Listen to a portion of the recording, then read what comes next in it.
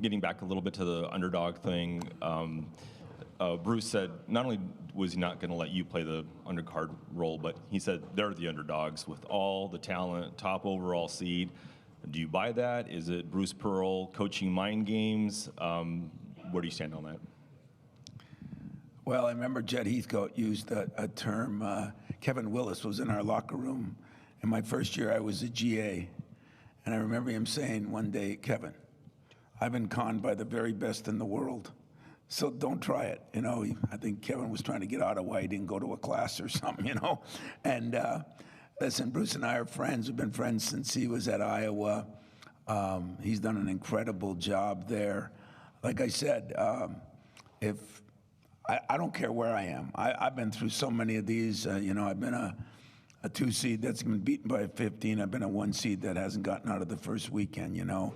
So I don't buy any of that stuff. But if it makes him feel better, I'll be the favorite. I'm cool with that. You know, whatever they want me to be, I'll be. But the game will be won by the players on the, not the bettors, not the media, no insult, not even the coaches. The game will be won by the players who play the game.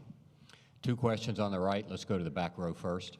Graham Couch, Lansing State Journal. I want to ask you about Carson and Jackson and just sort of, you know, when you brought those guys in a couple years ago, wide-eyed freshmen, you've stayed with them to let them develop, not brought in somebody to recruit over them.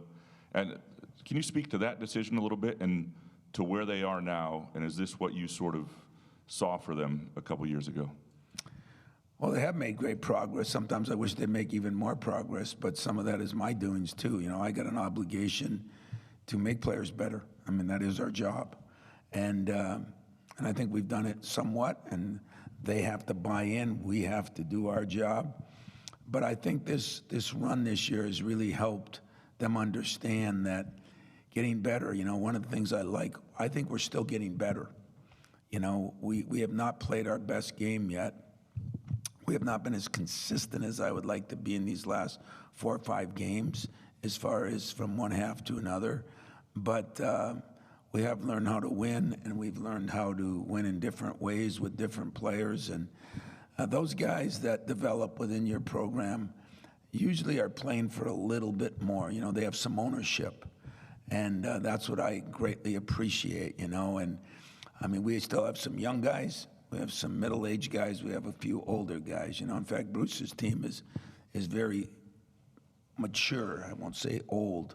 I'd prefer people call me mature instead of old, so I'll do the same thing for the 23, 4-year-olds. But I really believe that that those guys have kind of withstood the process. I'll never forget Draymond said he kissed the Spartan head because he survived the 4-year process. And that's pretty good. I mean, that's life lessons, and I still got those guys for another year, so they're growing, they're getting better, and I think they could be in the mood to take another big jump like he did and some other guys that maybe took a little longer than some people would like. But those guys, I wouldn't trade them. I wouldn't trade them. Down on the right, second row, Pat. Hey, Tom. Pat Forty from Sports Illustrated. Go back to 1999. I think we're in St. Louis for the regional final there against Kentucky. Is the excitement level the same from 1999 to 2025, and is the preparation the same? Not necessarily the actual X's and O's, but the method. You know, that's a great question. It's one of my favorite ones because I think we think so many things are different, and there are different things in our profession right now, but the meat and potatoes of things are the same, you know. I'll never forget, we started with our 20-minute prep before dinner, after dinner, before breakfast, after dinner. That was the first time in 97 when we played Princeton, you know, and then, or 98, then we just used that. That's been the same. You still got to defend, rebound, and run. That's been the same. You have to talk to players differently. You have to make adjustments. You got more people. But when it gets down to that locker room before the game, it's all the same. And, you know, thank God I had the Mateen Cleaveses of the world back then. I had Antonio Smith that almost killed me in the huddle because we were down 17-4 to Kentucky. And once in a while, I have a guy that does that now. So that's the same, too. It's awesome. Let's go to the left side here for the next few. Myron Metcalf, ESPN Time. You take a lot of pride in connecting generations of Spartans. Former players come back to East Lansing, they talk to your guys. How important has that been to your ongoing success? And in this new turbulent climate, how difficult will it be for teams to recreate that going forward? Yeah, I don't know that, but I just know this. It is the most important thing for me. Because you got to understand that if, like Jason Richardson, I mean, none of us like anybody more than our kids. No insult to wives or parents now and this and that. Your kids are the most important thing you have. And when you have former players that feel like their experience here was good enough that they'll send their kids, that's pretty awesome. But like last night, it was funny because Smitty brought in a bunch of guys and Kevin Willis was here. And he gets back once in a while. He's got a son who lives in Grand Rapids. But my guys were just enamored by how big, strong, and in shape he still looks. And he's 60 years old or whatever, And you know what I enjoyed? I watched Kevin act like a 20-year-old. He was picking players up. He was laughing with them. He felt so connected. He picked me up, He just got caught up in the fever. And I think if we lose that, to me, that'll be a shame. I don't know how you consistently do it if you move in parts, but I guess I'll learn to do that like I've learned to do everything else. I'm sure as I'm not going to worry about it now, but those former players, and there are going to be a slew of them here tomorrow, they can speak to the current players differently. They can tell them. Even the guys on my staff, I got Austin and TK. I had DJ and Monty, guys that have been to a Final Four, guys that have been to Elite Eights, both as a player and as a coach. That helps me stay connected as people think you get older and lose connections with your players.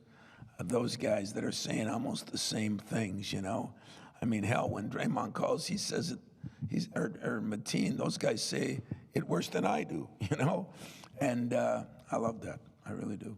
Stay on the left on the back row. So much has been made of the Big Ten's national title drought, but do you take pride in being the last Big Ten team standing? And then if you don't mind, a second unrelated would be about Zapala, who didn't play last night. Do you expect him to be back in the starting lineup, or at least the rotation? I don't take pride in it. I take blame for it. I mean, I've been there 7 other times and haven't won it. So I'm part of the problem. But I don't think it's a problem. This I've heard some of you even write articles and speak about it. It really comes down to matchups sometimes. Everybody talks about style of play. I'm gonna tell you something. The Big Ten's supposed to be a physical league. We were like 3 yards in a cloud of dust because of Woody Hayes and Bo Schembechler, and that's what we were. Last night we were in a fist fight that we didn't win so good, and we're supposed to be this big tough team, and so I'm proud of the teams in the Big Ten. I watched the end of the Purdue game, and I watched the Maryland game, and I watched a lot of games that Big Ten teams are in. I watched Michigan play these guys last night, and I think bother me, pride in it. If somebody breaks that record that's a good record to be broken, and so I would have been hoping a lot of the Big Ten teams would, and now we're left to carry the flag and hopefully change that, but we'll see what happens. But I really don't look at it like some people, like the Big Ten's bad or some other conferences so good just because they win a national championship. I think I've had 3 teams that were better, not than my national championship team, but better than a lot of my Final Four teams that didn't make it out of the first weekend or the second. So it is what it is. As far as Zapala and Booker now, I hadn't played in a couple, but I expect to play both of them tomorrow. Zapala's thing was more about just the matchups that we had because of the personnel of the other team, which is going to happen sometimes. Stay on the back row on the left. Hey, Tom, Sean Windsor, Detroit Free Press. Obviously, you've been at this stage a lot over a lot of years. You're mature, as you said. Or old, either way. And I know there's always urgency. You get to this moment, but does this feel different in any way than any of the others because you've been doing this for so long? Does this feel more? Is there more of a sense of urgency? If I translate that, it's, do you feel more urgency because you might not have that many more chances? Well, let me tell you how I feel about that. You're laughing because you're thinking the same damn thing. But you guys aren't not in much different boats either, by the way. You know, you don't get to do your job forever either. But, you know, Judd Heathcote taught me something in 1986. We were playing Kansas in the famous clock game. And we did an unbelievable job against Kansas. They had Danny Manning. They were really good. And we had Scott Skiles. We were good, but we weren't that good. And we led the whole game and missed some free throws down the stretch and lost the game. We went into the locker room, and I said, you know, we're losing Scott and a couple other guys, but Judd wasn't happy at all. And I said to myself, wow, you know, kind of like, forgive me, but what a jerk, you know? I mean, we played our butt off. We played as good as we could play. I mean, we took a great team right to the wire, went to overtime. And so later on, I asked him, you know, Coach, you know, didn't you think we played very good? And he says, you don't understand. Those guys, some of them will never get that opportunity again. And who says anybody will? You know, my good friend Gene Cady, I think, is one of the greatest coaches ever to coach. I've never been to a Final Four, and every time I get to one, I feel almost guilty because there's so many good coaches, John Chaney, you know. So I don't look at it my age or the end of my career or the beginning of my career. There's time. Look at, I won the national championship 5 years in. 25 years later, haven't won another one. So every time I play, I don't look at my end is near. I look at I have an opportunity to do something that you may never get another opportunity to do again. And that's kind of the way I approach it. And so I don't feel any pressure that, you know, wow, you know, you might not get, the pressure is you might not get another chance. Having nothing to do with how old you are or anything else, just fact of life. You might not get another chance. Let's stay on the left at fourth row. Yeah, hey Tom, Tony Garcia, Detroit Free Press. The 8 remaining teams in this tournament are the top 8 teams in KenPom. I know you've had thoughts about the portal, or the urinal as you call it, redistributing talent. I wonder if you think maybe that speaks to that at all, but more specifically to your program. You said you wanted to get back to this point last year. How proud of you are the fact that you are in that group?